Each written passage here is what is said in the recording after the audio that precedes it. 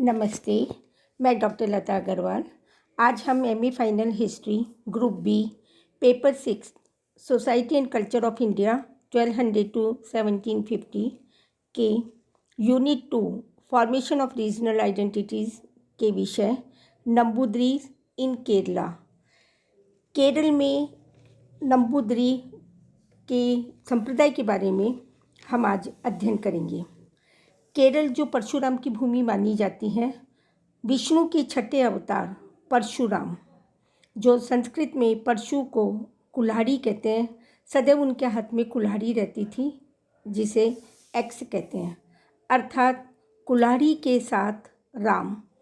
उन्होंने अपनी कुल्हाड़ी अरब सागर के उत्तर की ओर फेंक दी, जिससे वह कुल्हाड़ी समुद्र ने चट्टान के रूप में वापस कर दी और वह भूमि केरल नाम से आगे जाकर के जानी गई और यह क्षेत्र परशुराम की भूमि के नाम से संबोधित किया जाने लगा, जो कन्याकुमारी से गोकर्ण तक की भूमि थी।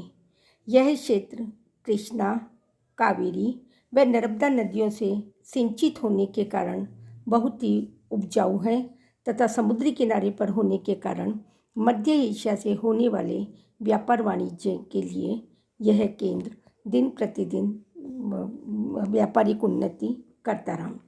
यहाँ प्राय चेर वंश का राज्य था। हम जानते हैं भारतीय इतिहास का वह काल जब दक्षिण भारत 3 राजवंशों से प्रशासित हुआ, चेरा, चोल एवं पांड्या। आगे जाकर के ये तीनों संगम युग के नाम से जाने गए। जिस प्रकार उत्तर भारत की प्राचीन सभ्यता एवं संस्कृति की जानकारी वैदिक साहित्य में मिलती है, उसी प्रकार प्राचीन दक्षिण भारत सभ्यता और संस्कृति की जानकारी हमें संगम साहित्य से मिलती है। नंबूदिरी तमिल राज्य संगम वंश से जिन ब्राह्मणों की उत्पत्ति हुई, वे धीरे धीरे अकाल के कारण या जीविका निर्वाहन के अभाव के कारण वे लोग जहाँ उन्होंने अपने अपने संप्रदाय, अपने अपने समाज का निर्माण किया या समाज को स्थापित किया, उसमें से एक नंबूदिरी प्रसिद्ध रहा। नंबूदिरी का अर्थ है मलयालम भाषा में भरोसा करना और दिरी का अर्थ है दीपक की तरह प्रकाशित होना। इनका समुदाय नायर नाम से जाना गया। तमिल राज्य संगम वंश से ब्राह्मणों की उत्पत्ति मानी जाती है। 9वीं शताब्दी में जब हम ग्रंथों का अध्ययन करते हैं तो दस्तावेजों से ज्ञात होता है कि मलयालम भाषा के संस्करण के मूलाधार चेरा और चोल राजवंश थे, जो कृषि भूमि के स्वामित्व थे। नंबूदिरी ब्राह्मण के संस्कृत और स्थानीय तमिल भाषा के मिश्रण से मलयालम भाषा बनी, जो मूल रूप से द्रविड़ भाषा थी। इनको इतिहासकारों ने इसलिए कहा गया है क्योंकि इनका समाज मातृ प्रधान था। सिंधु घाटी की सभ्यता के समय भी ऐसा प्रतीत होता है कि ये संगम साहित्य के जो ब्राह्मण वर्ग थे, दक्षिण भारत की ओर, उत्तर भारत से दक्षिण भारत की ओर पलायन कर उन्होंने नए संप्रदाय और समाज को स्थापित किया।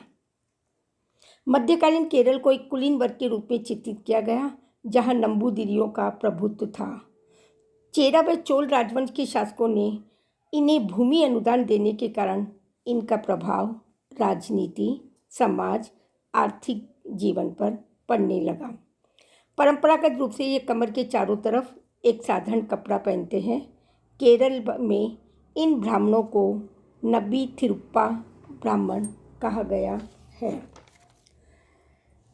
ये ब्राह्मण प्रायः महाराष्ट्र और कर्नाटक के अन्य सूखे इलाकों से निकलकर तमिलनाडु के माध्यम से केरल तक पहुँचे, क्योंकि केरल में भक्त कवि पूनम थनम की वैकुंठ आरोहणाम पुस्तक और महाराष्ट्र के संत तुकाराम की कहानियाँ दोनों में बहुत समानांतर प्रतीत होता है। उनकी सामाजिक, आर्थिक, धार्मिक और राजनीतिक व्यवस्था का वर्णन हमें इनमें प्राप्त होता है। तो ऐसा प्रतीत होता है कि 8वीं शताब्दी के आसपास केरल की उपजाऊ भूमि तक में अपनी जीविकोपार्जन की तलाश में वे वहाँ स्थायी रूप से बसने लगे।